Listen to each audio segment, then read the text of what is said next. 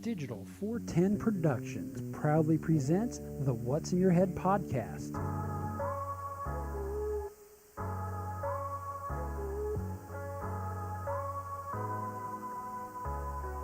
Digitized live from the ACT Computer Studios in Cape Coral, Florida, it's the What's in Your Head podcast with your hosts Gordon and Don Abernathy. What's up, OG5? It's Saturday. You're not watching us because the president's talking and making some audio clips for the media to go after him all week, and I got a great quote. I just heard Carrie laughing hysterically when I went out to get some tape to upgrade our studio here, but we'll get to that shortly. Joining us, as always, from Las Vegas, Nevada, Gordon. Gordon, how you doing, fella? I'm doing well, but man, you look like you're just bright today. That whiteness behind you. Should I kill a light bulb or three? Nah, it's the white. It's the What's in Your Head, the new background. It is. That is an early Father's Day present, thanks to Carrie. Nothing sophisticated. We just got a green screen to cover up the old window. I don't know how I feel about it because I feel like I'm on a bad Photoshop file. As somebody who's been doing Photoshop for 15 years and knowing how to delete a background and smudging around the edges, you can kind of see the smudgies around my arms. But interestingly enough, with green screen technology, I'm not getting the bad 1990s Weatherman bleed through with my green shirt. So that's kind of cool. And yes, I know what you're thinking. Well, this is the ACT Computer Studio. Why isn't the ACT Computers logo on there? I made this logo like 10 minutes ago. But yeah, we'll get to that sooner than later. By the way, while we're on the topic, you guys often notice that I'm drinking Miller Lite here. Yeah. What's the deal with the Miller Lite? Well, you can take the boy out of the trailer, but you can't take the trailer out of the boy. But more importantly, if you're a proprietor of one of the local brewing companies here in Cape Coral or Fort Myers or I don't care, Port Charlotte, wherever, and if the sight of this white can offends you, I will happily replace it with one of your beautiful bottles of your IPA or whatever your finest alcoholic beverages that comes out of your location. So if you want me to replace my white can with your product, send us an email at info@d-410.com or hit us up on our Facebook page, and I'll happily do that for no cost to you. You just send me the beer for free, and we'll make it work. How's that sound? There you go. I'm not even looking for financial feedback. I'd be saving money on the $2 I pay for this swill. Isn't this a more modern version of the people we know who used to try to score beers for free? Oh, yeah. We knew a lot of those people, though. Well, let's not, that's a good topic. Let's not under-evaluate the quality of the vice economy, if you will. There's people out there that will happily come to your house and do work for a case of beer or a bag of weed, whatever it may be, whatever their particular vice is in general. And a lot of us have gotten a lot of things done throughout our lives. You know, the old story, well, hey, head down there and pick up Jim and his buddy, buy him a case of beer, and they'll paint your house. Don't know the quality of paint job you'll have, but man, it started off great, but somewhere around case 3, it just fell off the track. A little sideways. Obviously, you wouldn't want to do that with like an electrician or something of high quality, but, lawn work, getting a fence built, having someone do your landscaping, Dave and I painted my old house, and I paid him in beer when I moved out. He came over, and we painted the place up and got the job done, and, he was happily doing it for beer. Fantastic. So I do have a couple things here. First one I got. Morgan Long, hold it, stop. Morgan Long wants to know how much to get his logo on our green screen. Morgan, send me a private message. We'll get that taken care of. I am looking. If you want to sponsor the ACT Computer Studio, you can change the ACT Computer Studio into your company brand studio by quickly, sponsoring a studio. That is an option. And so, hey, there we go. I had to give a little tap on the old mixing board to get my volume up there a little bit. But yeah, I mean, if you want to change it from the ACT Computer Studios to your company, that is an option. But if you just want to get your name back there, we can sort that out as well. And that goes not only for Morgan Long, but anybody. That could be a Patreon thing, right? Sure. Your long arms, deep pocket guys. You get a little extra mention down there, or maybe we will rotate it once a week. Maybe I'll throw your wife's face up on there for your anniversary. I don't care. Let's get creative with it. Exactly. Who knows? I mean, we're the show for the people. So, and evidently people who love pets, as we both do. So I got a thing to start with, and then I was going to segue into something on your end. Do people and, still ride Segways, or has the hoverboard taken that over? It's got to be the hoverboard. It's more cost effective, right? What about that new what do you call those unicycle skateboard things? Have you seen those? Those are pretty wicked. The one wheel? Yeah. No, those are actually pretty badass. Yeah, I know. They got like the remote control in their hand, and it's like, yeah, it's almost like someone took the front wheel off of the three-wheelers that they no longer make. Kids nowadays, you think you have it cool. Back in the 70s and 80s, we had these things called three-wheelers. Oh, my God. That had the turning radius of a Sherman tank. Actually, a Sherman tank had a better turning radius than a three-wheeler. But a three-wheeler's turning radius was so bad that they would constantly roll over. And so many people got injured by them that basically the United States outlawed the mass production and selling of automated three-wheelers. Yes, they did. Remember when we lived in Kentucky, the guy had that big three-wheeler and he tried to hydroplane it across the pond? Yes, I do. That was down in the Twin Lakes region of Union, I believe. Was that the cat who just died? I don't think so. Remember the cat who took us to the Ohio State Fair? His dad did? Yeah. Wrong Jeremiah? cat, but yes, Jeremiah, who did just pass away recently. Yeah, I do remember that. That was some good times. Sad to hear what happened there. Don't know if I got the true story. Unfortunately, Oh, you never will. had far too much of this kind of crap going on lately. Yeah, that's the fucking truth. But so we like animals, right? I mean, Not only clearly. we do, but apparently the internet and TikTok does. Yeah, and well, before I get there, I've got this cat who's about 14 years old, Oh, I'm sorry to hear that. and no, she's great health. She's cost us a little bit of money to keep her in great health. Has she but, gone senile yet? Not really. I mean, she yells a lot, but every time I go check her out, she's got a toy in her mouth. So I'm not. I think she's just yelling at the toy. Well, Loki's roughly the same age, and he'll bang on the door, he'll want out on Lanai, you put him on the Lanai, and then he screams at the top of his lungs like you locked him out, like Dino at the beginning of the Flintstones. So And then like you you let him forgot that in, you and then he runs to the take it garage there? door. You let him out in the garage, and he's out there screaming his head off. I think he's going senile. Well, ours is up to her game. She has definitely got a game with us. So when we use the master bathroom before we take a shower, brush our teeth and whatnot before we go to bed at night, Mm-hmm. she wants a snack before we go past the door. Well, I used to call her the door troll. And I give her snacks. What And kind of snack she's does she good. down with? We move on. And we both got to do it. But now it's gone to taxation and double taxation. So you're like the Once is not enough from each of us. It's once, and then 2 seconds later, I want more, motherfucker. you're like the colonist, and she's the fucking queen. Oh, She's like the redcoats. Exactly. Exactly. You and your So, wife about ready to set up like the Nevada Tea Party in your fucking living room, just start dumping her treats in the toilet. No, actually, I think what's happening is because she's getting some health things and older. Katina's like, just let her have what she wants. That's where we You are. know? Well, that's exactly where we are, Tucker. I mean, I'm on $50 a month worth of phenobarbital to keep him from having seizures. I don't think I've had that on my list of shit to talk about, but I don't think we've actually talked about. But yeah, the Beagle's getting so old that he had about 3 months ago. He's having seizures like twice a day, and that is some scary shit. Oh, And yeah. we took him to the vet, and we were all prepared to leave without him. We Right. thought he was done, and they said, look, we think he probably has brain cancer, but as of right now, we feel we can control his seizures using phenobarbital, and which, by the way, is a Schedule 1 narcotic. Really? So when I go down to Publix to get the prescription, I got to sign all these forms. And so I was like, well, hey, what's phenobarbital do that people are getting addicted to it? They got to make it a Schedule 1 narcotic. And you look it up, and the side effects are like, it says it's very similar to being intoxicated. So you're basically effing up your dog to keep him chill. No, I'm not even talking about that. I'm talking about why would you abuse pills that cost $50 a bottle if the effect is nothing more than you can get for some $3 vodka from the local liquor store without the chances of going to jail for it? Because, I mean, that's why these things are made Schedule 1 narcotics, is so that they're harder for the general masses to get.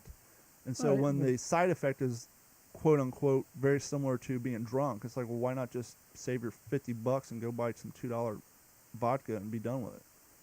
Well, I mean, have you talked to drug addicts before? A lot of their decision making. I doesn't have make tried sense anyway. my best through my life to rid myself of those people, Like a flea. because after all, you hang out with turds, you will get shit on. and I prefer my life to be shit free, except for my beagle who defecates all over the lanai, and I gotta pressure wash it.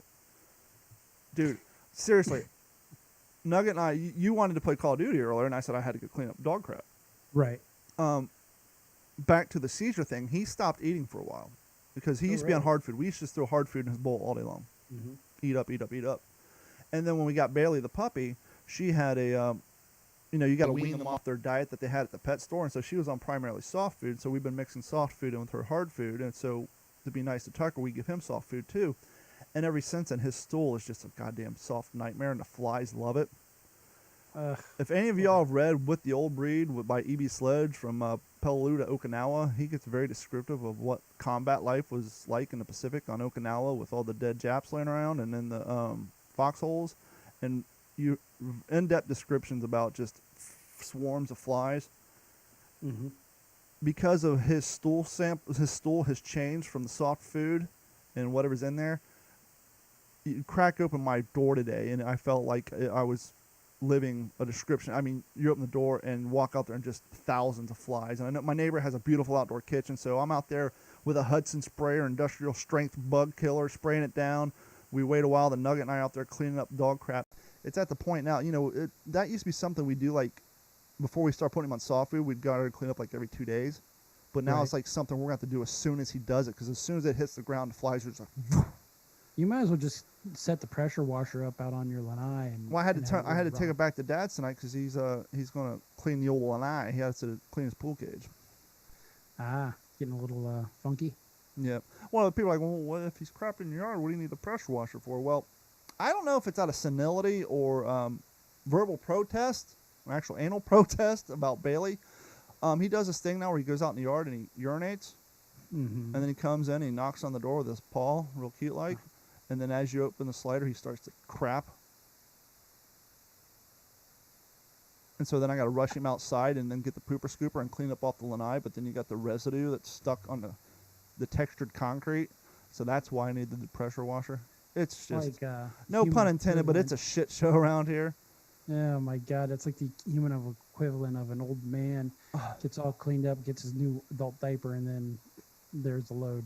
If any of y'all been on Anyway. Instagram or Facebook, we'll get off the shit topic, but I couldn't testify in court that it works, but visually, I think it's helped. We've all seen that sad video, like, oh, thousands of people put their dogs down because of hip and joint Ugh. problems, and they're all falling over and shit.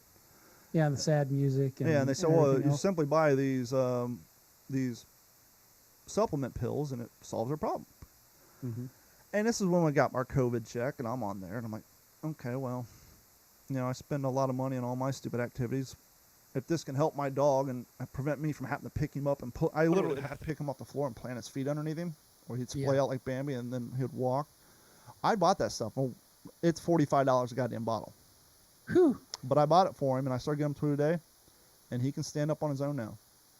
Now, some of it could have been from weight loss from when he stopped eating for a while, but he's gained that weight back. But yeah, his mobility has gone up tremendously. And so, yes, it's expensive, but I mean, Shit seems to be working.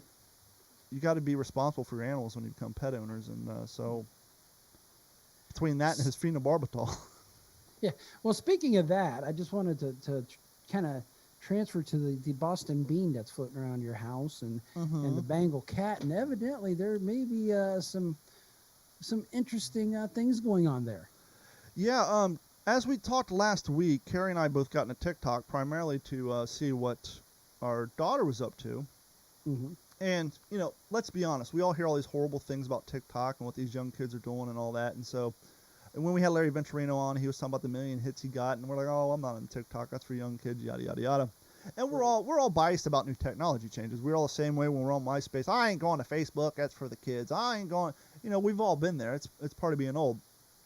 Then the adults take over and the kids have to go somewhere new. Exactly. So we hopped on TikTok, and well, not only to be that, but to be fair, when TikTok came out, the developers had an idea for its usage, right? And they would market it and advertise it for that. And then what naturally happens is people get on there with creative thoughts, and they take the technology that's available to them, and they flip it on its head and use it in a completely different way that's so much better than the developers ever could have thought of using it. And then they add new features to adopt what people are using it for to make it better. Mm-hmm. And so you'd be surprised you go on TikTok, it's completely different than you ever thought it would be. And the fact is, and it's real weird. One, there's no sign up. You just log in with like your Gmail or your Facebook account. There's no email, what's your birthday, blah. I'm sure they get all that information from Google anyhow.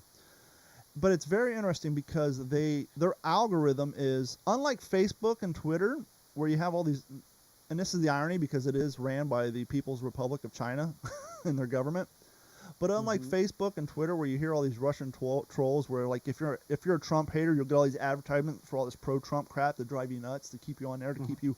And if you love Trump, you'll get all these anti-Trump stuff to get you mad and keep you, involved. Well, TikTok is completely different. They actually customize your timeline based on what you like and your other browsing habits. So, for interestingly enough, mine's a lot of rednecks and animals and gun videos, whereas Carrie's is a lot of hot male cops. But that's another story for another time. Hey now. And but so Holy- anyhow, I was talking last week, and we shot a video where I did the little thing with our podcast studio where I walked in the door because we were talking about how I don't want to belabor it. Facebook doesn't share your stuff unless you pay them. That video has 814 views that I put up of our podcast studio. It has 14 likes. Okay, well, that's wasn't bad because I had 35 followers at the time. And then I was at Petland the other day. That's where we got Bailey. And one of the sound effects is on TikTok. It's really hard to explain, but anyhow, you steal other people's audio and you put it in their video. And so there's this one. Here, I'll just play the audio for you. And so I filmed a video of this German Shepherd running around Petland, and then I put the audio of him saying, "Where's my best friend?" And then he takes a piss on the floor, and it's cute. Okay. Yeah, I can see it. I logged on to TikTok 2 hours later, and I had 135 followers. And that video had gotten like 1,500 views in an hour. It's up to 2,607 right now. It has Now, 500. do they use copyrighted music? Yes, but or it's only anything? 15. It's only 15 seconds. So it hits basically the. Yeah, it's under the 30-second mark, and that's China. What are you going to do? And so anyhow, Carrie has an account, and there's a famous sound effect, and it's a song. I'm about to kick somebody's ass. Oh, I'm about to kick somebody's ass. And she took a video, which it's very similar to one that I posted on our Facebook a while back, of photos of Bailey doing her favorite activity, which is driving Loki nuts. They're on the bed. Bailey's rolling around on his head, trying to bite his ears. Loki's staring at the camera. He's got his left foot. His claws are slowly coming out, and he's going to smack Bailey. And it's like a 30-second video. And if you listen, you can hear Bailey barking in the background because apparently she don't care that we're recording right now. And so Carrie put that up. And I'm sorry, I'm trying to search while I'm talking here so I can show everybody. Carrie put that up, and within an hour it had 15,000 views. Now keep in That's mind, I fantastic. pay Facebook $10 a week, and I have 1,500 likes on the D-Train page, and I pay Facebook $1,500 a week to share the What's in Your Head podcast, and they'll share it to 800 people. TikTok, Carrie has a video of our cat getting ready to beat up her dog. Within an hour, had 18,000 views. Wow. But it doesn't end there. And so we're like, well, that's pretty cool. And we went back later, and it's at 20,000 views and like 600 likes. I'm like, wow, this is pretty crazy. And so obviously we kept it up there. And then this morning it was like 35,000 views. I'm looking at it right now. It's at 50,000.5 views. So close to 60,000 people have seen this video of my dog and my cat. I host 3 podcasts with over 200 episodes.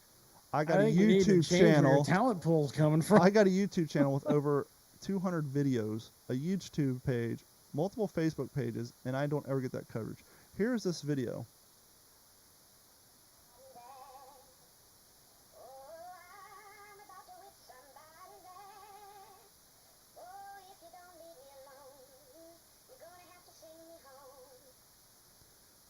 As of right now, 3,814 people have liked that video.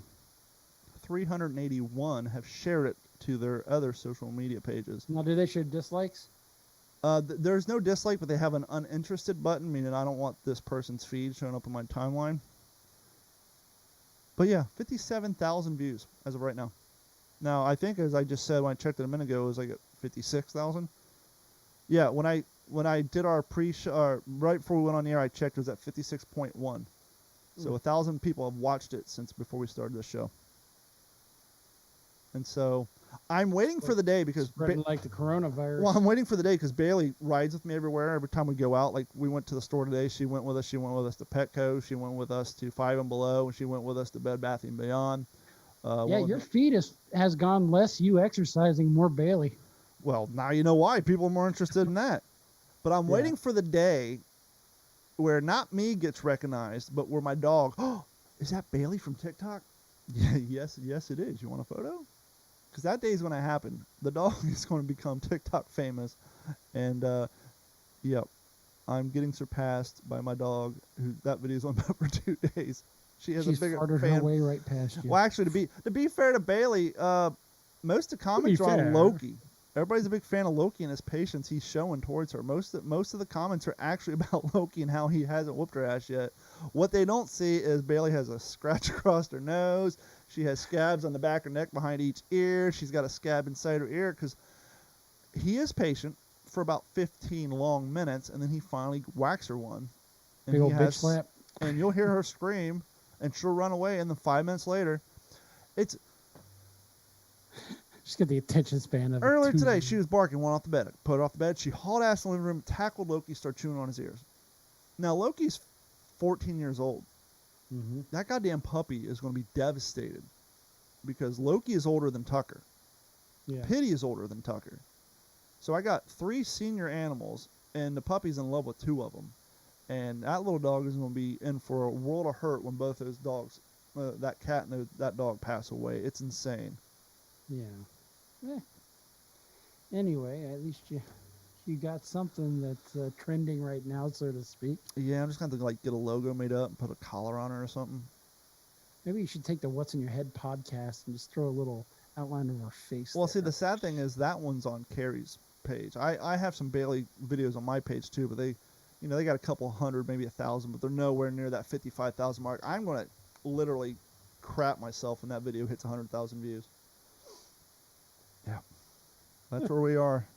All the effort, all the energy, all the podcasts I put out, all the content I put out in the world, nothing. All it takes is a silly dog and a cat rolling around on my bed, something I stare at every day, every 10 minutes I get tired of seeing, and 50,000 some odd people enjoying it.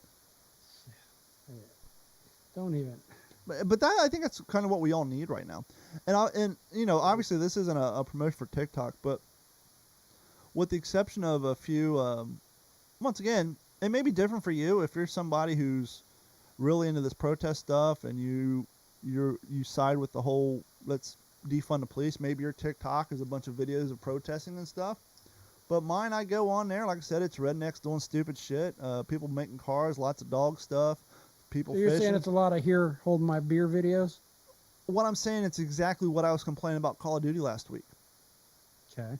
It's a place that I can go and not have to watch the world explode. Every once in a while, and the cool thing is there's actually a lot of pro-police videos being posted by the African-American community.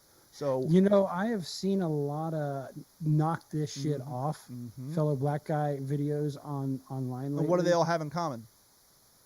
They got their shit together and No, we kind of talked about this last week too. They would all be considered old fucks. They're people in their 30s and older. oh yeah.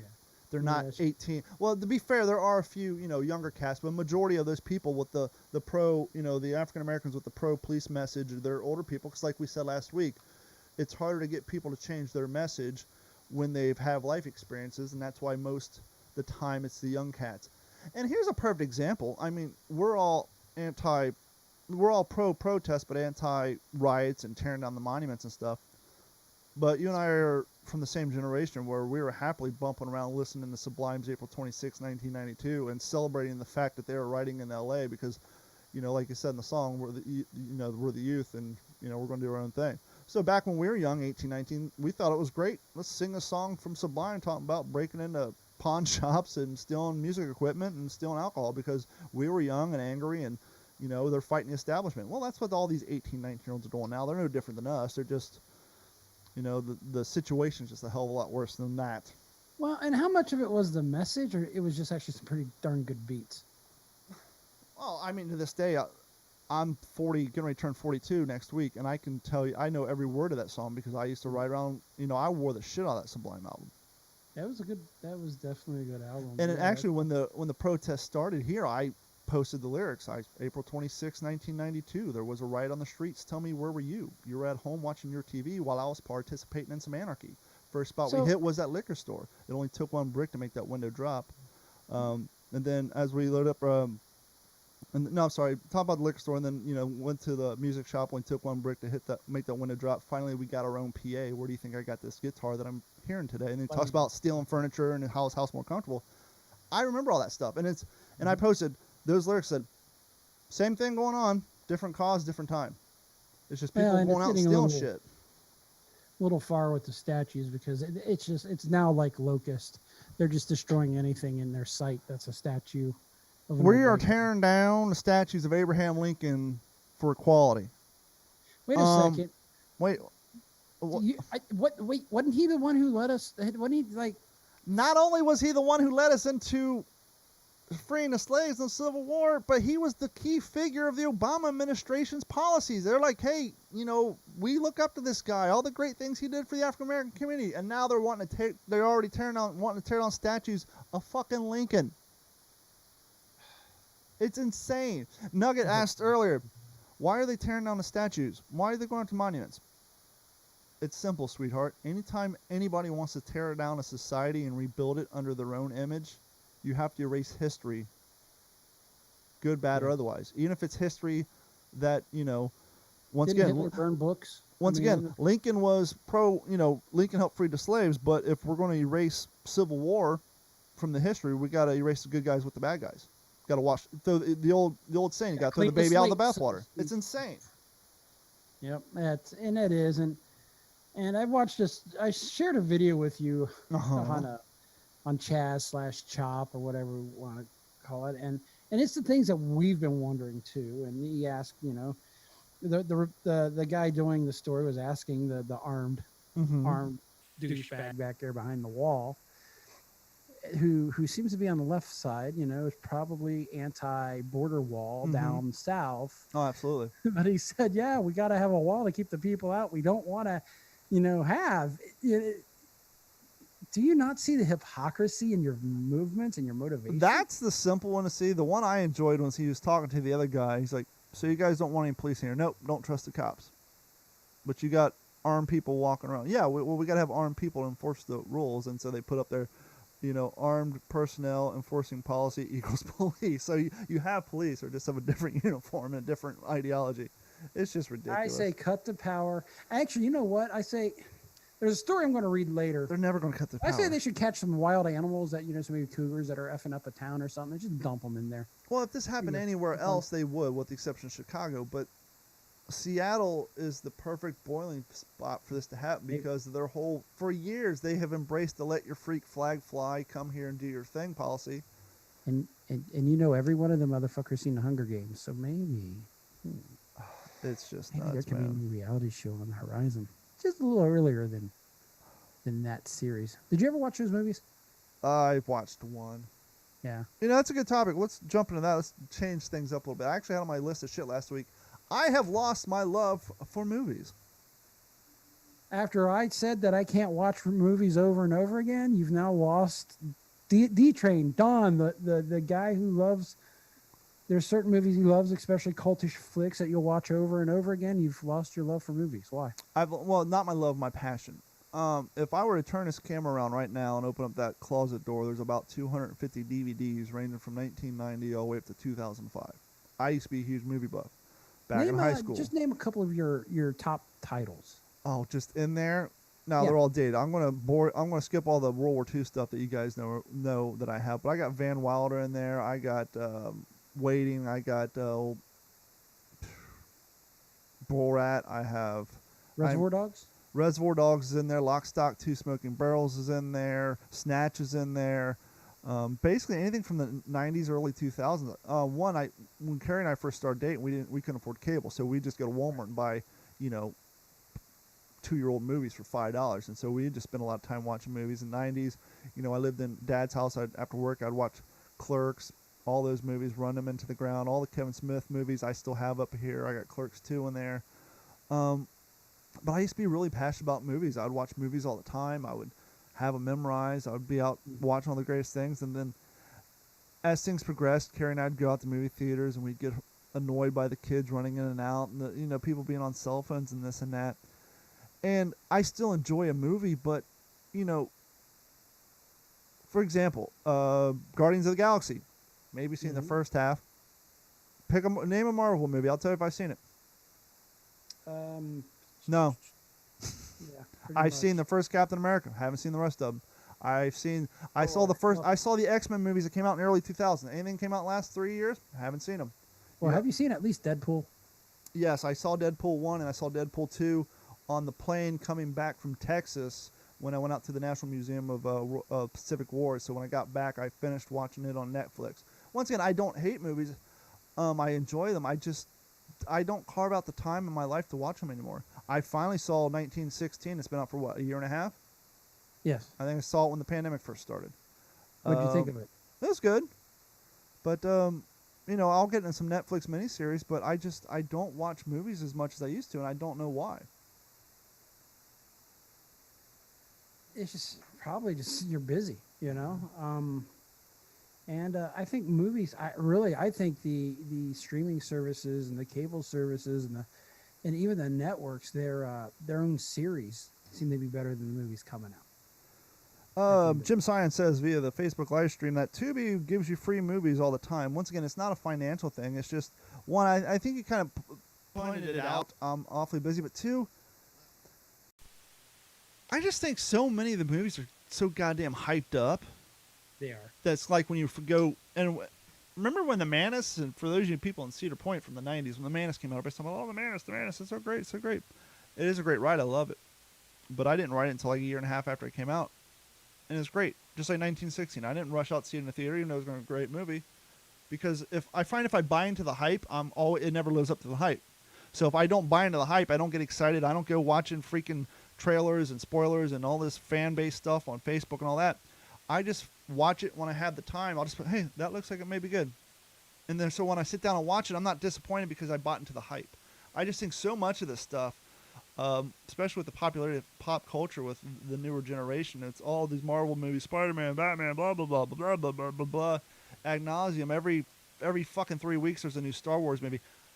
I saw the one Star Wars movie that came out that they said kind of like a World War II movie. I watched that one, but I haven't seen any of the other ones. I haven't seen the one where the angry stormtrooper becomes the good guy. I haven't seen that one. I don't know why.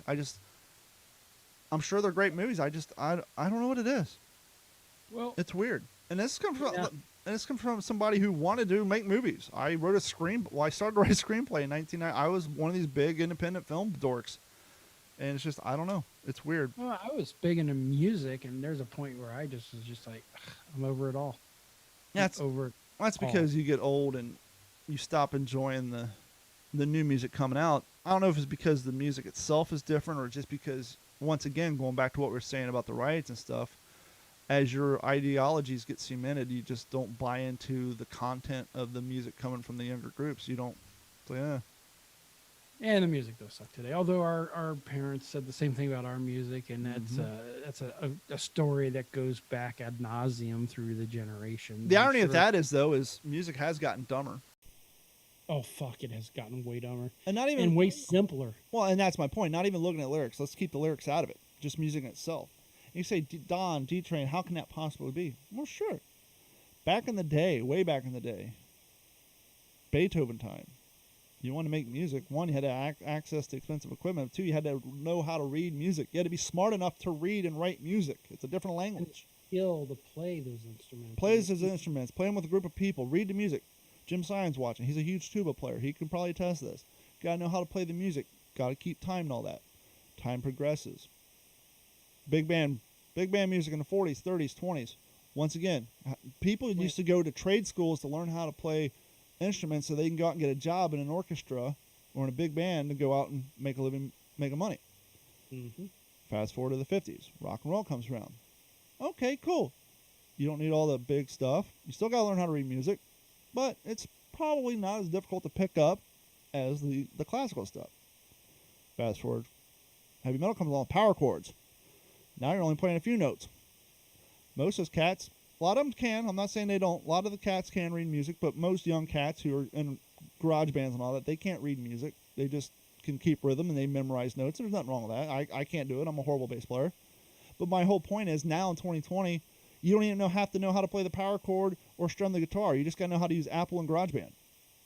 All you have to have is the sense of timing and a sense of beat, which is still something. I'm not taking away all that, but I'm just saying compared to having to know how to compose music back in Beethoven's day, or playing in a freaking orchestra or a swing band in the 40s, or as time progresses, now you don't even have to own an instrument. You just got to have a computer and have the money to buy beats composed by other people. Which is a weird argument coming from a guy who loves underground hip hop. But yes, why do I like underground hip hop opposed to mainstream hip hop? What's the difference? Well, the Main Street hip hop sucks. It's more like mumble rap now. Lyrical content. Thus the mumble rap. I was at Edible Arrangements the other day doing some work, and they had their Pandora playing. Mm-hmm. And I hear the very first lyric of a Atmosphere song come on. I said, whoa, you guys listen to Atmosphere? And one lady said, well, it's so-and-so's playlist. It's pretty good.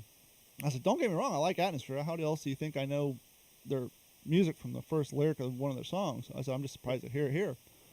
Which is crazy because Atmosphere is from Minneapolis. And so when all that insanity started going on there, which he also sings with another great group that most of you probably never heard of called Living Legends. And they're predominantly, the guy from Atmosphere is, I think he might be mixed. But anyhow, Living Legends, it's all lyrical content.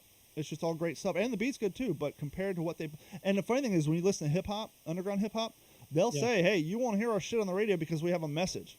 We have content. Our music makes you think. They don't want you to think.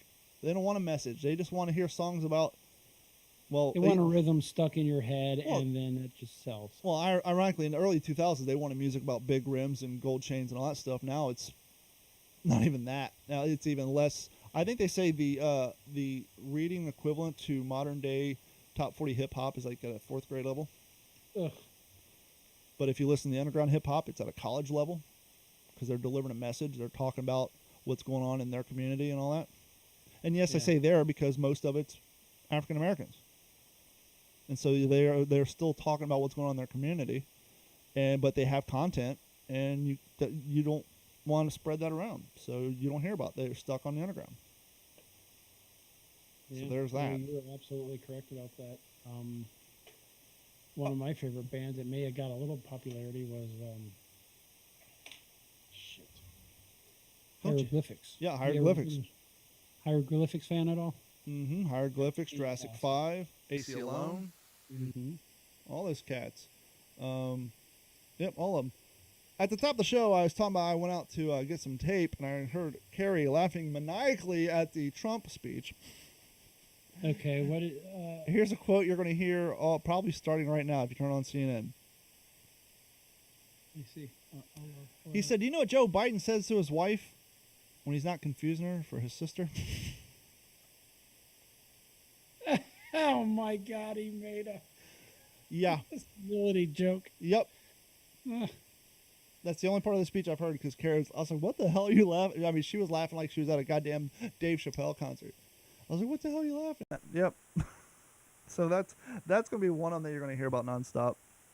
Oh yeah. You're picking on Biden. There's nothing. I don't know.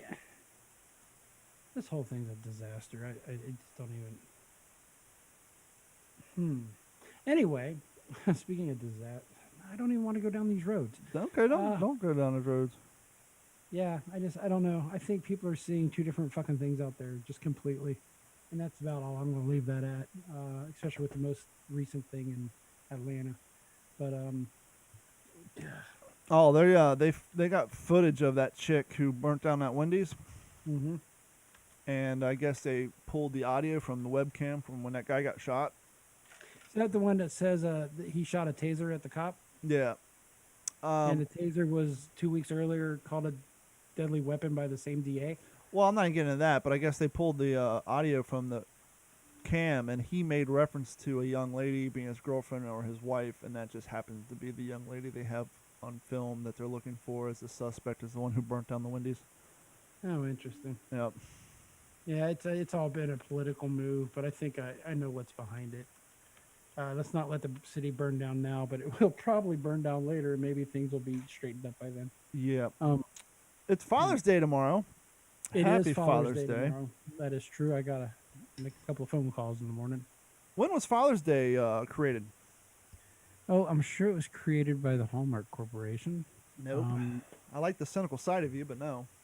Uh, Which came But, first, the chicken or the egg? Mother's Day or Father's Day? I actually say Mother's Day probably came first. Half correct. The nation's first Father's Day was celebrated on June 19th, 1910 in the state of Washington. However, it was not until 1972, 58 years after President Woodrow Wilson made Mother's Day an official holiday, that Father's Day became a nationwide holiday. Mother's Day, the inspiration of Father's Day, this is interesting. Talking about history, I don't know if we should say this. We may have to cancel Mother's Day. The Mother's Day we celebrate today has its origins in the peace and reconciliation campaigns of the post-Civil War era. Uh-oh. Yep. During the 1860s, at the urging of activist Anne Reeves Jarvis, one divided West Virginia town celebrated Mother's Work Day that brought together the mothers of Confederate and Union soldiers. Mm-hmm. However, Mother's Day did not become a commercial holiday until 1908, when inspired by Jarvis's daughter, Anna Jarvis, who wanted to honor her own mother by making Mother's Day a national holiday. The John Wanamaker department store in Philadelphia sponsored a service dedicated to mothers in their auditorium, thanks in large part to the Association of Retailers, who saw great potential for the profit of the holiday. Mother's Day caught on right away, and in 1909, 45 states observed the day, and in 1914, that Socialist President Woodrow Wilson approved the resolution that made this second Sunday in May a holiday in honoring that, quote, the tender of the gentle army, the mothers of America. The origins of Father's Day, obviously, the campaign celebrated the nation's father, did not meet with the same enthusiasm, perhaps because, as of one florist explained, fathers haven't the same sentimental appeal that mothers have. Well, thanks. On July 5th, 1908, Bunch of cold assholes. That's Yep. what they are. a West Virginia church sponsored the nation's first event explicitly in honor of fathers on Sunday's sermon in memory of the 362 men who had died in the previous December's explosion at the Fairmont Coal Company. The Fairmont Coal Company mines, but it was done in a one-time commemoration and not an annual holiday. The next year, a Spokane, Washington woman named Sonora Smart Dodd, one of 6 children raised by a widower, that's right, a widower, the dad, not the mama, tried to establish an official equivalent of Mother's Day for male parents. She went to the local church and the YMCA, shopkeepers, and the government officials to drum up support for her idea, and she was successful. Washington State celebrated the nation's first statewide Father's Day on June 19, 1910. Slowly, the holiday spread, and in 1916, President Wilson honored the day by using telegraph signals to unfurl a flag in Spokane when he pressed the button in Washington, D.C. Talking about high-class technology. And in 1924, President Calvin Coolidge urged states governments to observe Father's Day. Today, the day honoring fathers is celebrated in the United States on the third Sunday of June. Father's Day, well, this was an old article, obviously, 2018 occurred on June 17th. The following year's Father's Day will be on June 6th. In other countries, especially in Europe and Latin America, fathers are honored on St. Joseph's Day, a traditional Catholic holiday that falls on March 19th. Ooh, here we go. This is where we get nitty-gritty. Father's Day controversy and commercialism. Many men, however, continued a disdain for the day. As a historian writes, they scoff at the holiday's sentimental attempts to that's not demonstrate. Demonstrate a maleness with flowers and gift giving, or they deter the proliferation of such holidays as a commercial gimmick, as Gordon said, to sell more products, often paid for by the father himself. Or as our friend Haney likes to say, Father's Day really isn't Father's Day because in June it comes down to grads and dads. It's all wrapped up in one big celebration. Yeah, they even take part of that away. Yep. I'm not a father, so it's another day to me. But Well, it's interesting for me though because Father's Day is this weekend, and roughly 9 days from now is my birthday, and so it's always kind of just rolled up on one big present. there So, you go. I'm kind of like those kids who have the birthday right around Christmas or after Christmas. God, I don't pity many people, but I do pity Our them. sister, Well, yeah, to a certain I extent. mean, her birthday is in January and rolls right off of Christmas, and by the time everybody drops their load buying Christmas presents for people, she gets the short end of the stick when the presents come around because one, people are broke, and two, I just got you something for Christmas, so enjoy this shirt. Explains it all. No, she's been ripped off. I have a game here, Find a but fun we don't have enough people watching. I think everybody's watching President that I don't know. You know what would be fun? Would it be in poor taste if I called her mom out of the whim and see if I can get her to come on and do a game with you? Go for it. I wonder if she'll answer. This ought to be fun. She probably won't answer because of the phone. I mean, is it in poor taste to ambush somebody like that? We've never had her on the show before. No, we never have. Let's give her a call. Let's call up our mother. Call her up. Okay, I'm going to turn the volume down on this because this thing rings super loud. Hey, what do you think of that COVID thing showing up on your phone? I'm not surprised because China's been doing it since day one. And it's an option right now. What's that? And it's an option right now. You'll Yeah, see it's not some enforced. posts out there saying, no, it's there and blah, blah, blah. I was like, dude, chill out. Yeah. For those of you who don't know, I don't know if Apple's doing it yet.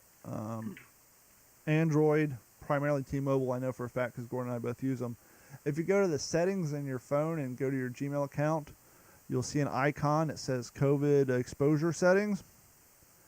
And as Gordon very frustratedly explained to me because I wouldn't listen because his poor ability to explain it properly, you have to activate a secondary app to turn it on. But by default, let me cover up my email address. Right there.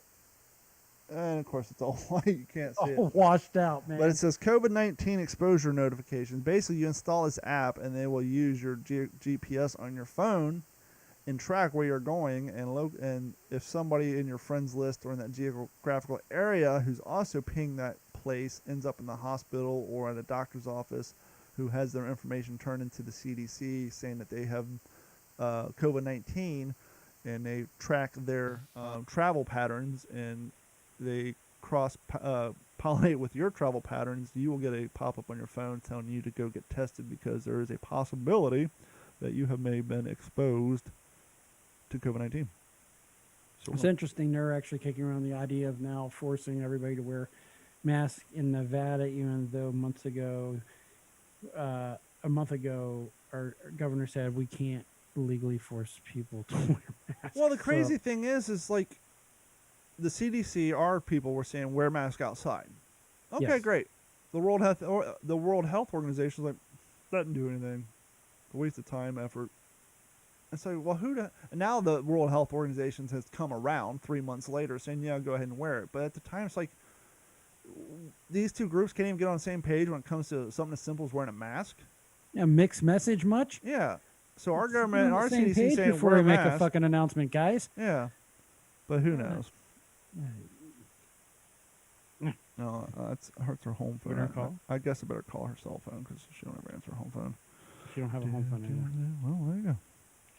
You're calling somebody else. That'd be fun. It's a new game called Are You My Mommy? Told you that shit's loud.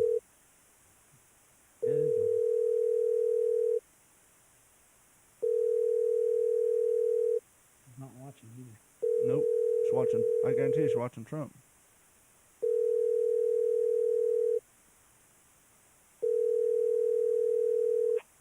Wait for this annoying voicemail to come on. The one that makes it sound like she answers the phone. Yep. Hello. Hello. Hello. Who is this? It's your son. And your Oh, other it son. didn't sound like you. I thought this was your annoying voicemail. By the way, you're on the air. We decided to ambush you on the show because we need somebody to play a game. You want to play a game with your other son? Sure. You're live right now on Facebook, by the way. Say hi to everybody. Am I Hi, everybody. am I taking you away from the Trump speech? Oh, no, I'm watching Survivor. Oh, there you go. So here we go. In honor of Father's Day, I'm going to say some of these questions are easy, but that's the part of the fun. We are going to play a game about Guess the TV Father. Mom, you like TV. Gordon, you like TV.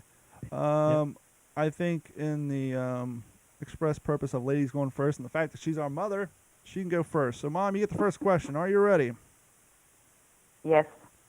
Dr. Cliff Huxtable is the distinguished gentleman of the Huxtable home and this pioneering TV sitcom. What is the title? Do you need multiple choice or do you know?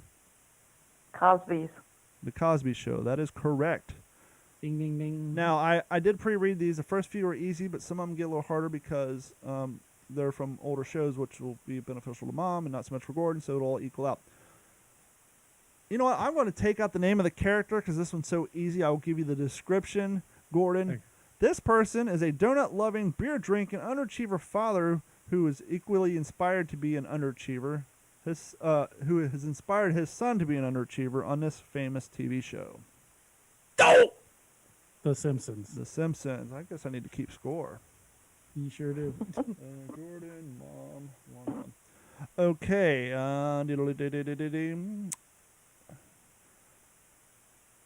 Jonathan Kent, Mom, is an undeniable all-American dad to the all-American teenager, even if the angsty farm boy teen is from another planet. Which TV show is this? Do you want multiple choice? Yes. Is it Smallville, Star Trek: The Next Generation, V, or Roswell? Do you want to read the question? No. Roswell. No. Gordon, do you know? Angsty teenager from another planet. That's Superman, which is Smallville. Correct. And the last name of Kent was also the other hint. Look at that, I rhyme. Yeah, and I've never watched that show, to be quite honest. Gordon, this father is Me the neither. symbol of quintessential dysfunctional dad in this equally dysfunctional but highly popular sitcom with what title? I took out the name because it'd be way too easy. Do you want the I need a little more information than that. That's kind of thin. blank is a symbol of a quintessential dysfunctional dad in this equally dysfunctional but highly popular sitcom? Was it Perfect Strangers, The Osmonds, Leave It to Beaver, or Married with Children? I was actually going to say Married with Children. Correct. Al Bundy is the quintessential dysfunctional dad. Come on, Mom, you're losing. I think Al Bundy's the reason we all look like He has idiots. all the easy questions. Okay, Mom. Oh. This actor played Tony, a family man who takes care of his actual nuclear family while Who's taking. the boss? Okay, this is an example. Why you let me finish the question? That is wrong. Gordon, Okay. Tony, a family man who takes care of his actual nuclear family while taking care of his other family, the Mafia. In which show did he appear? Do you, I think that is. do you want It's the an HBO show. It's on the tip of my tongue. do you want the multiple choice? Give me the multiple. No, Sopranos. Sopranos. That is correct. I haven't seen that one either. Believe it or not, I have not seen The Sopranos. I saw early episodes of it, but I never did see the whole thing. Okay, I love that show. that was originally Mom's, which she blundered by not listening to the full question. So this one goes to Gordon. This father is a Midwestern middle-class dad who starred in this famous radio to TV classic sitcom with what title? This is a hard one, so I'm going to give you the character's name, which isn't going to help you at all. Mr. Jim Anderson is the Midwestern middle-class dad who starred in this famous radio to TV classic sitcom with this title. Is it A, The Honeymooners, B, Father's Knows Best, C, The Real McCoys, or D, I Love Lucy? Let's say Father Knows Best. Because I think Jim Anderson's actually the actor's name, and you are absolutely correct. Mom, he is running the board. Wow, that was a guess. I got the old dartboard out for that one. Okay, Mom, I'm going to give you the characters' names because I don't know this one. Actually, tell you what, I'm going to say this father and this other father, and then if you want the character's name, we'll go down that route. This father and this father, see what I did there, are both middle-class gay men and fathers. In what sitcom do they display all three characteristics? Do you need the titles? Yes. Is it The Fosters, Empire, Modern Family, or Kashmir Mafia? I can give you Modern the... Family. Yep. There you go. I think. Hold on. Let me click the button. Ooh. Yep. 2-5. Never watched it though. 2-5. I haven't seen that one either, but I've definitely heard of it. I'm going to take away this character's name because, well, it's just too damn easy. This father is an overgrown kid who is also a father, but since he was spoiled by his mother,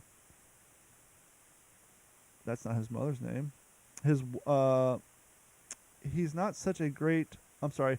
While he was spoiled by his mother, he's not so great at being a model dad to his own kids. In which sitcom? So let me read that again because I will tell you where they messed up, and that's why I came to a blundering halt.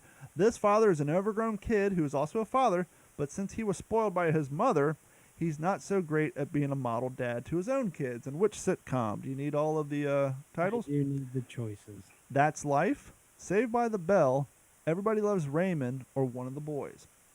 Everybody Loves Raymond. Correct. And the reason I got screwed up, here is the actual question. Ray Barone is an overgrown kid who is also a father. But since he was spoiled by his mom, Deborah, he is not so great at being a model dad to his own kids. Deborah is his wife. That's why I stumbled on that one. That's why, like, what the hell? So that's why they messed up on that one. Okay, Mom, you ready? You need a comeback. Yes. This father typifies the younger set of single dads who have juggled being a father while maintaining a good career and trying to find the woman who will commit to him. Despite his insecurities about himself, in which show could you find him and his pals? Do you want the titles? Yes. Singles, Reality Bites, Friends, or Doom Generation? Oh, Do you want me to give you the character's name? Yes. Ross Geller typifies the younger set of single dads who have to juggle being a father while maintaining a good career and trying to find a woman who will commit to him despite his insecurities about himself. What's the choices again? Singles, Reality Bites, Friends, or Doom Generation? I don't know. Doom Generation. Ah, no, mother. I don't watch much Gordon? TV. well, Mom, you should know this one because your daughter loved this show. It's Friends.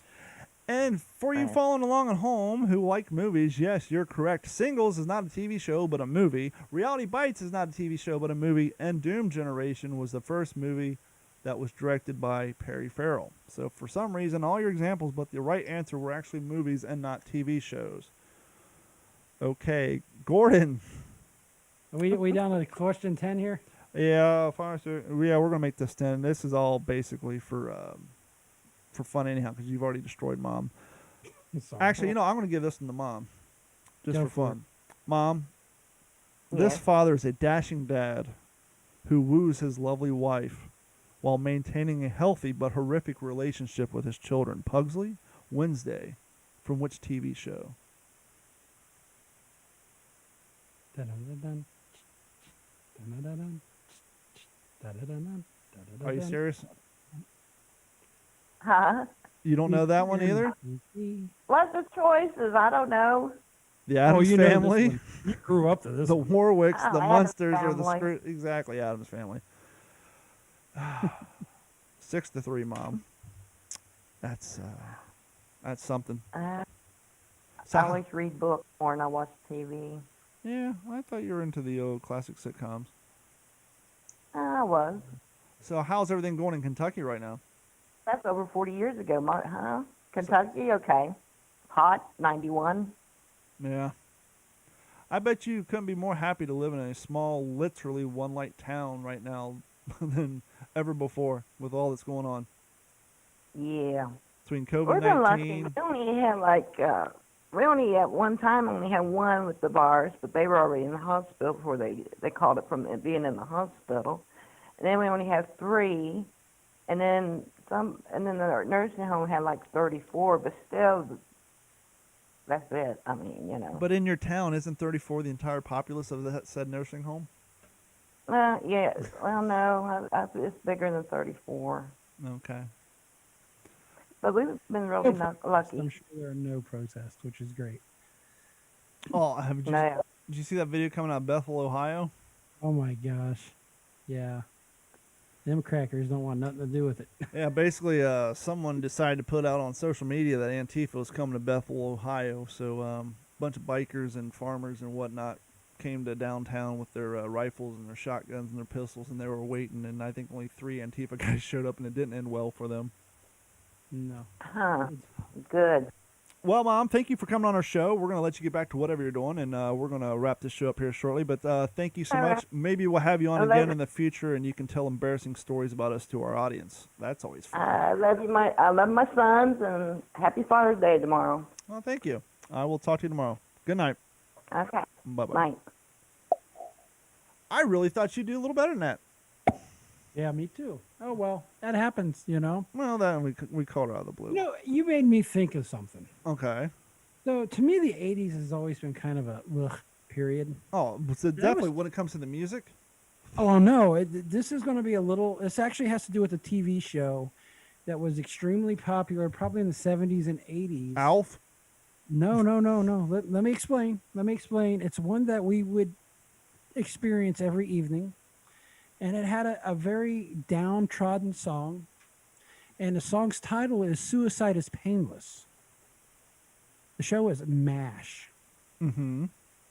If you really listen to that song, it is really. And I remember being kids, and we had some kind of weird game, and that was one of the songs on it, and it said "Suicide is Painless," and like this song has been going through my head since childhood, and no wonder I thought it was just because it was very, even though it was a funny show, Mm-hmm.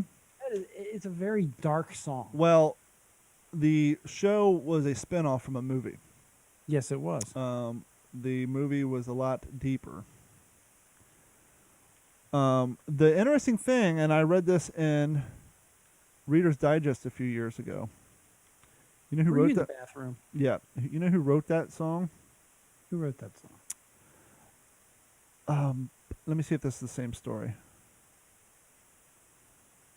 I'm just going to give you the. I'm not going to read it verbatim. I'm just going to give you the version I read out of Reader's Digest. So, they were making the movie, right?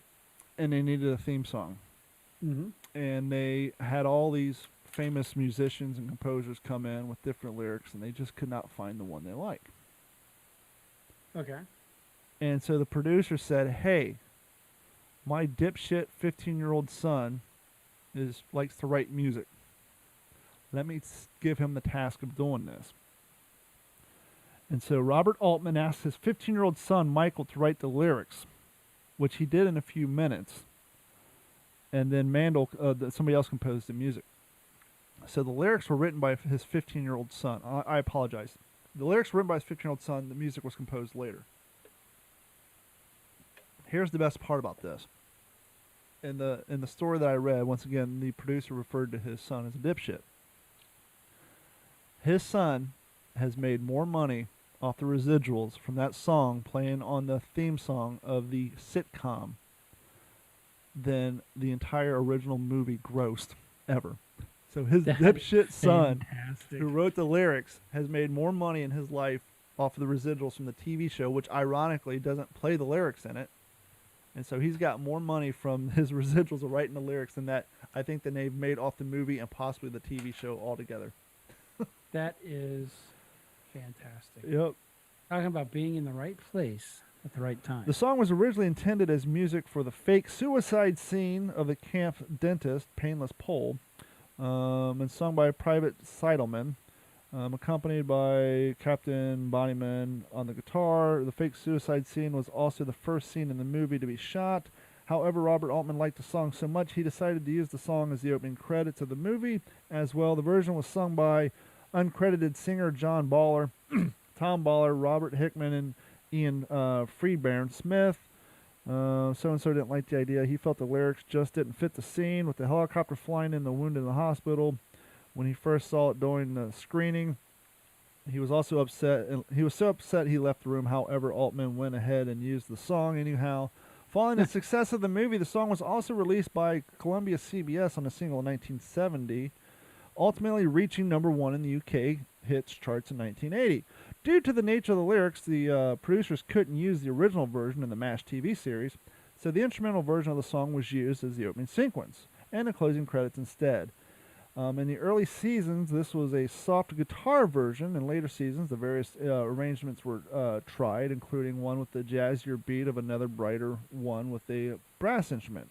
In 2004, the American Film Institute released the AFI's 100 Year 100 Song, a list of the top 100 songs in the last 100 years of American cinema. Suicide is Painless was placed at number 66 out of 100.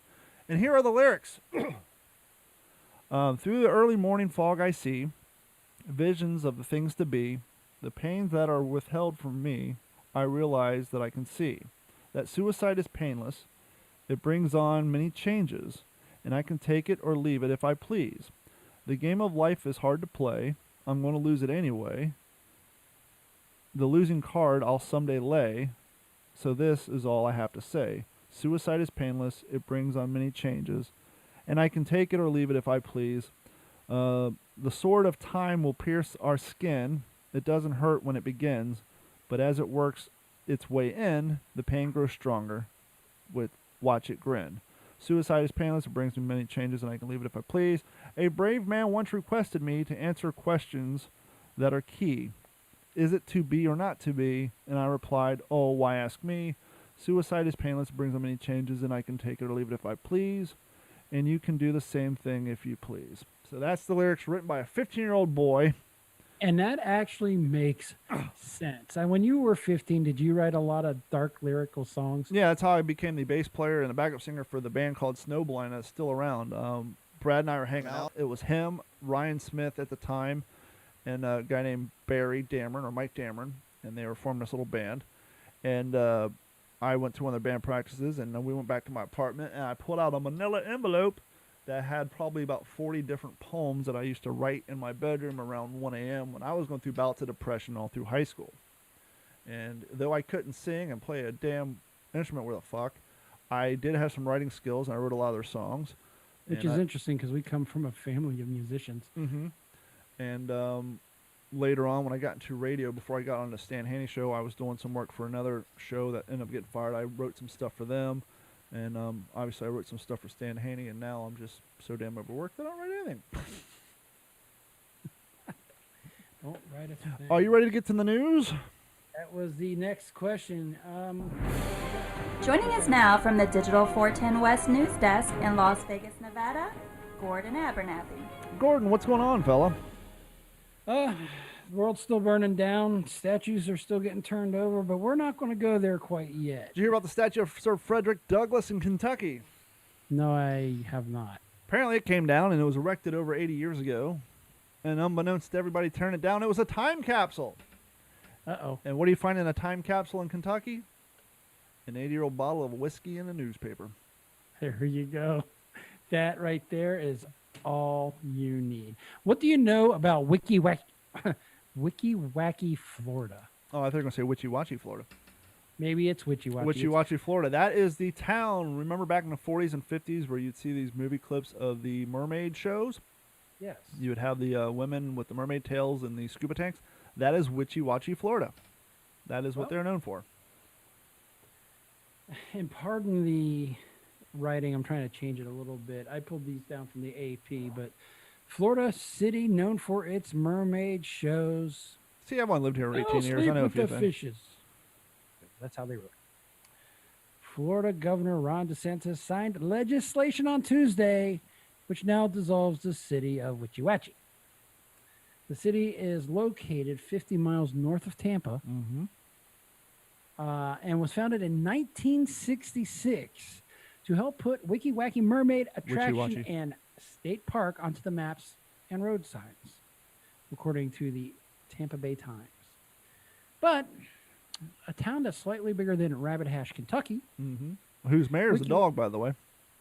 Witchy Watchy, who only has 13 residents, the city was insolvent and offered no visible services to a small business community trying to pay its taxes. So the city's demise will have no real effect on the Witchy Watchy Springs State Park. According to officials, the mermaids at Witchy Watchy State Park have been a staple of Florida tourism since the year 1947. Mm-hmm. The boys who came back from the war headed on down to Witchy Watchy, evidently. Yep. Women dressed in these fishtails, as Don said earlier, performed underwater shows in the springs while viewed by an audience sitting in a theater on the other side of the glass partition. Unfortunately, the park, as with everything else, is closed because of the coronavirus concerns. Yep. Something going on here in southern Nevada. People, we still got the highest unemployment rate in the country. I think we're still having around 300,000. How did the soft open of the casinos go? The casinos are going good. I think as we discussed, I went to one of the local ones that weekend. Mm-hmm. It is hit or miss on the social distancing. I think that's one of the reasons why Governor Sisolak is thinking of saying, hey, y'all got to wear face mask. And here's the way I look at it. It's not taking anything away from me. Hell, I can have some anonymous, just be anonymous out there with it. And if there's a small chance, an ounce of prevention, I believe is fine. The problem is both people got to be wearing face masks so they don't give it to each other, because that's what it's all about, allegedly. Two things I enjoy. One, being 6'5", I'm taller than most of the booger shields they put up in front of the registers. And two, do you think, I don't know if I brought this up in the past, do you think the silver lining to the face mask is, one, if this ever, I think we're going to be like China. I don't think it's ever going to fully go away. I think people are going to tend to wear them.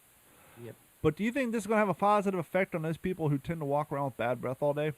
Now they're smelling their own breath and they finally realize they need to get to a dentist or brush their teeth more? Or do you think, it's people like who smoke in their house, they don't realize how bad they stink until they got out of town for 2 weeks?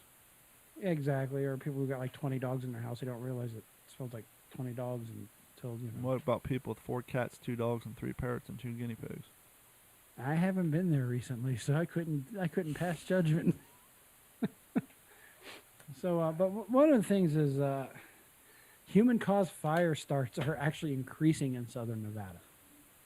Oh, the People camping? are out. People are about, and also sightings and run-ins with rattlesnakes, which is funny because the rattlesnake sign is, well, don't step on snake sign, used by the Tea Party.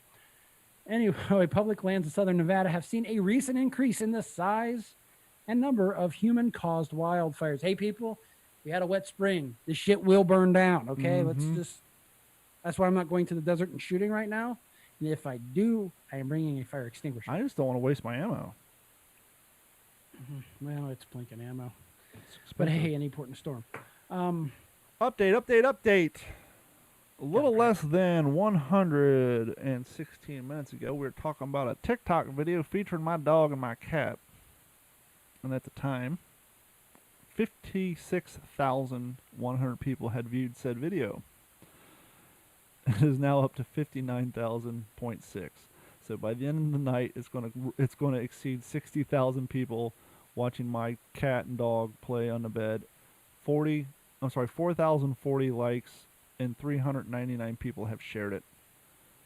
Y'all going to need to make one at just her clearing the room of a fart and then just a whoopee cushion sound behind Well, it. there have been requests for a part 2. They want to see if the dog survived, and so we've been. Pets suck. You ever notice whenever you try to film your pets doing cute shit that they were doing 5 minutes ago, they stop? Yeah, because it's like they know.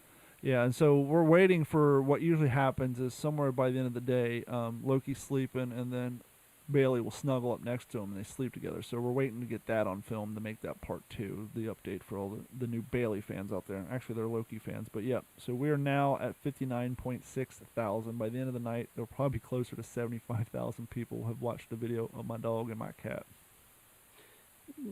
Yep. So back from dogs to dry weather in the desert. Due to the dry conditions on public lands, BLM's Southern Nevada District entered into a fire restriction as of May 9th, almost a week sooner than ever before, due to the wildland Fires growing at a rate not usually seen this time of the year. By the way, Arizona's burning. Yeah, I saw that. And now they're concerned, which irony, we were just talking about face masks and all that.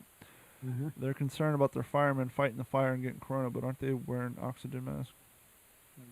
Well, not always. Not the ones doing back burns Yeah. and fire lines. But to reinforce this message, the fire prevention team came to Southern Nevada in May and distributed information to 67 businesses and locations. So you gotta just be careful. Don't light. Don't if you smoke, you shouldn't even be smoking out there. If you're having fun throwing rounds down range, they're suggesting don't use steel targets right now, which makes sense. Sparks. And Don't be shooting that fireworks- tannerite either, boys. What's that? Don't be shooting that tannerite either. We're not supposed to shoot tannerite. Not to say that it doesn't happen. Tannerite could be fun. And then, being that the fireworks is already starting to get let off around here. They were letting them off tonight before it even got dark. Yeah, it's fun. Oh, speaking of fireworks, let's have a little segue. So the Ring app, the Neighborhoods app, is only good for two things. One, was that gunshots or fireworks? Yep. I think I heard a gunshot and 2 lost pets. And since we're talking about Ring doorbells, this episode of the What's in Your Head podcast is brought to you by our friends at Act Computers. Act Computers has been providing IT solutions for all Southwest Florida since 2004. So if you have a Ring doorbell, Google, Nest, what have you, need that stuff set up in your house, give them a call at 239-283-1120. If you have a broken computer or need a motherboard swap, like we've done 4 of them last week, give them a call at 239-283-1120. If you need online backups, antivirus protection, 2-form authentication for all your employees working from home, you need to secure your network, give them a call at 239-283-1120. And as always, computer repair, tablet repair, cell phones, what have you. And I know what you're saying, Don, I don't live in Southwest Florida. How can they help me? Well, they can help you as long as you have internet. So give them a call at 239-283-1120. Tell us what's going on. We'll log into your computer with your permission and help resolve your issues. And while you're at it, after you get off the phone and get your computer fixed, head over to D-410. Click on that big, beautiful orange Patreon link. We picked up a few patrons last week. Thank you guys so much. Gordon, we need to get up some OG5 podcasts. Maybe we can do that tomorrow. Maybe, I don't know. We need to get some exclusive content up for them. I need to get Jeff Copsetta, the new co-host of the What's the Scuttlebutt podcast, up there to talk to the guys. And so head over to Patreon, sign up for that $1 a month plan. There's 2 other tiers, but I won't beat you over the head with that because we all need money. You can help support the show that way. But if you're hungry and you got family and you're tired of eating fast food and you want to stay home, you don't want to get COVID-19 through the fast food menu, head over to D-410.com or the what'sinyourhead.com. That's right, we actually have a website, just like it's spelled out behind me, what's the letter N, yourhead.com. Click on the Every Plate link and sign up for that and get yourself 3 meals. You actually get more than that. I get 3 meals a week. You can get them enough to feed 2 people or 4 people. They can't do odd numbers because, well, the package is weird that way. Great food. Learn how to cook. Enjoy it. Head over there. Click on that link and save $20 on your purchase. And right now, if you have an email address that you use for spam, because let's be honest, that's why they want it. If you send me a private message at the What's in Your Head podcast, give me your email address, preferably the email address you use strictly for spam, and I'll head over to Every Plate and hook them up with that, and they will hook you up with a free box. I believe that includes a meal. Well, it's definitely 1 meal, but it may be up to 3. So give me that email address, and I will give it to them, and they will send you a link, and you click on that. And right now they have a free promotion. I think I can do it up for 3 of you guys. So send me 3 of you. First 3, first come, first serve. Give me an email address you don't care too much about, and they will hook you up with a free box, a free meal, and for the rest of you, just click on that link, sign up, and save $20 on your first purchase. It's worth it. I had it tonight. We made kind of like a homemade sloppy joe with a lot of homemade French fries. Really good stuff. The best part about it, other than the quality of food, Gordon, especially if you're in your 30s and 40s and you never really got into cooking, it really enforces how easy it is to cook a damn good meal. People think it's hard. The chopping and cutting's pretty much taken care of for you, right? No, the chopping cutting they send you whole potatoes. It's not chopped up in a bag. They send you fresh produce. Obviously, it's not coming from across. They find a local farmer or local produce supplier to supply the stuff, but they send you all the meat and all that stuff, and they got ice packs in there. But no, you got to cut up your own potatoes, your own onions, and your own garlic. But they supply all the food. Everything's supplied for you. You just got to be able to read a card and have some knives in an oven. But I it's like it's super great stuff. Give it a shot. You'll be surprised how easy it is to cook easy meals. And then on the nights where you're not using your every plate, you'll just go to the store, buy ingredients, and make your own equivalent of it, and use the skills and that you learn from every plate to make your a good meal. That is fantastic. I do got to try it. I got the email. I just haven't quite pulled the trigger on it yet. I'm trying to make sure there's not a automatic No, it's canceled anytime. re-up at cost. Nope, it's canceled anytime.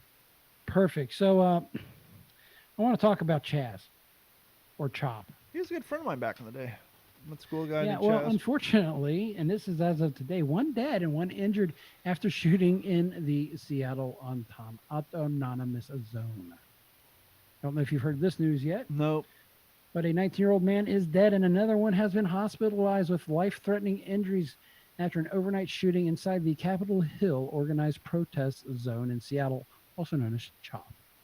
The shooting occurred early Saturday at around 2:30 a.m. local time inside the zone, which is also referred to as CHOP, as I said earlier, according to the statement released from the Seattle Police Department.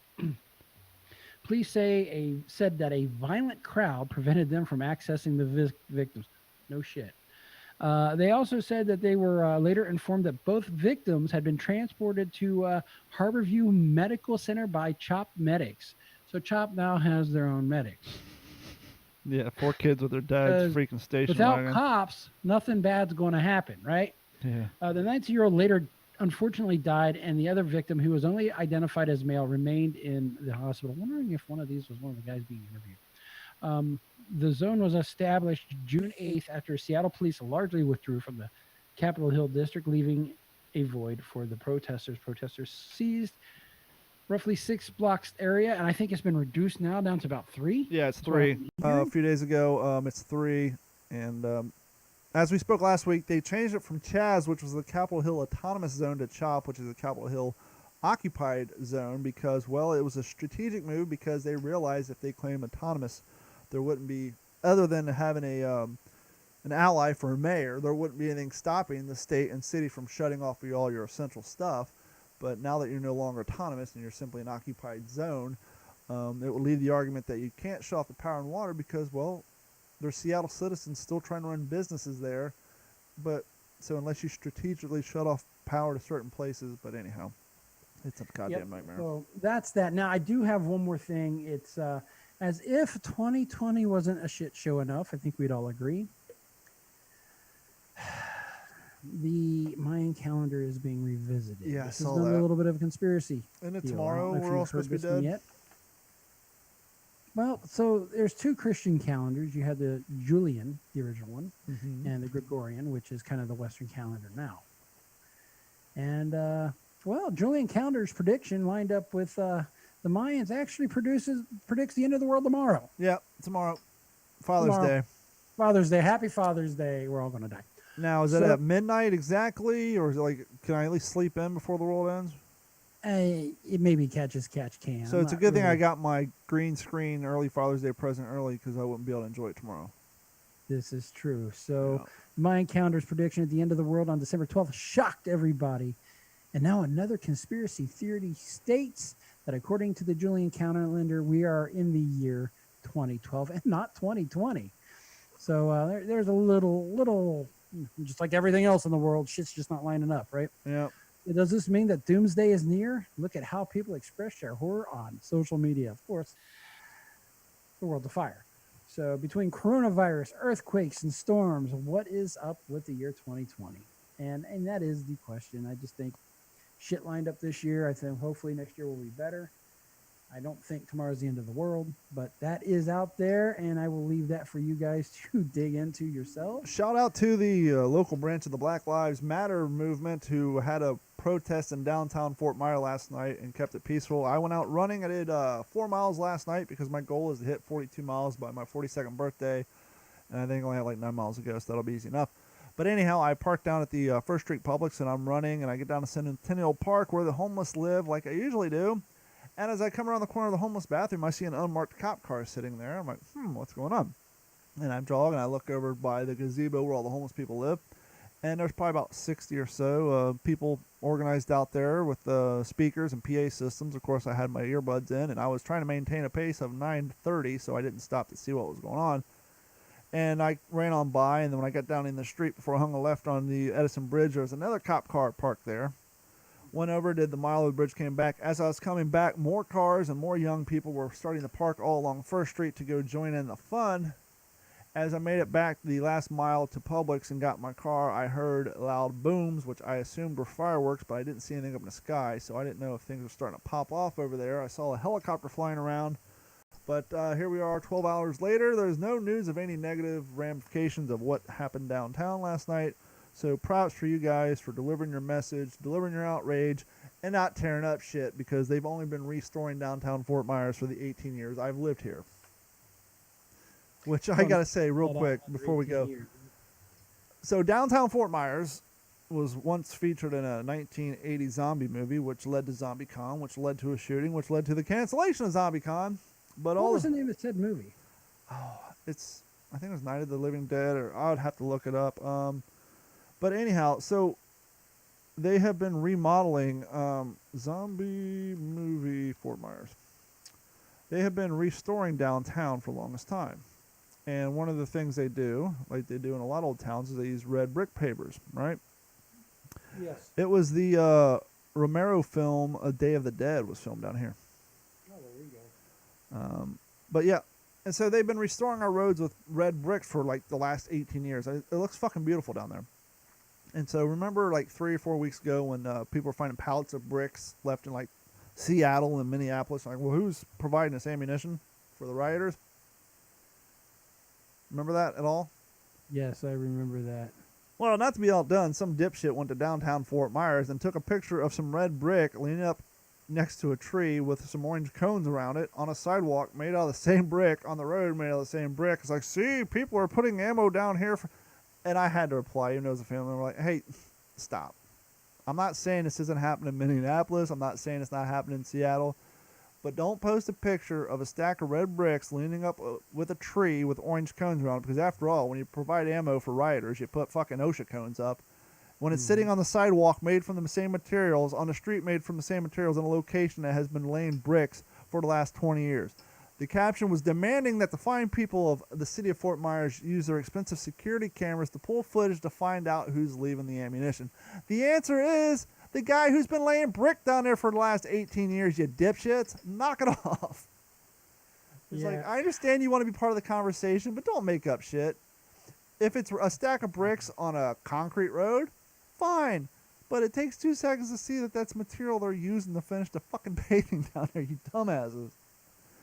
Quit trying to start shit.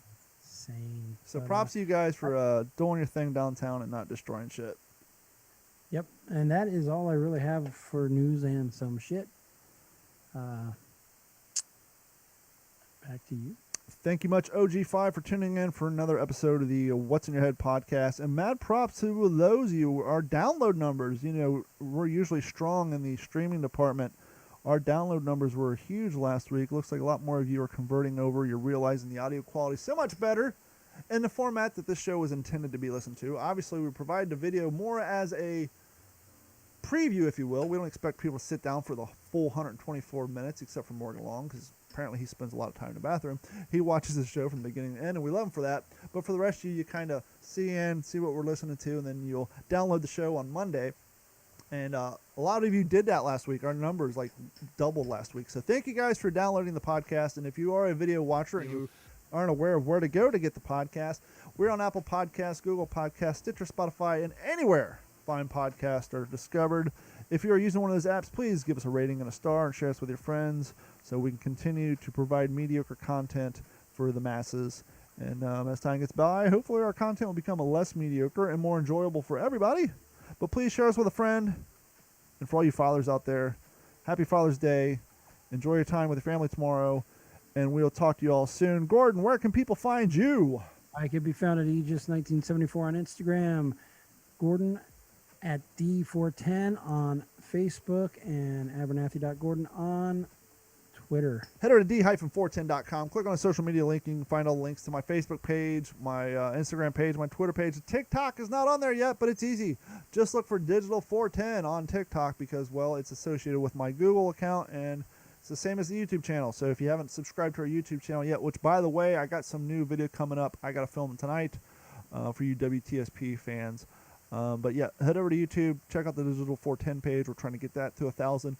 And by the way, speaking of TikTok, if we get it to 1,000 subscribers on TikTok, we can start streaming from there. So head over to TikTok if you're on there, like us, and then if you head over to our Facebook page, you can click on the link to see the super famous video of Loki and Bailey wrestling on my bed, which is at now 60.5 thousand. That's 65,000 views right now. Actually, 60,500 views. But anyhow, thank you guys so much. We will talk to you next week. And remember, if you never get out of your comfort zone, you'll never get out of bed. So get up. I can't remember my catchphrase anymore. Get up, contribute to your society, make your family a better place, and go out and chase your dreams. Because one day you may wake up dead. Gordon, we will talk to you all later. Take it easy, friend. This has been a Digital 410 production.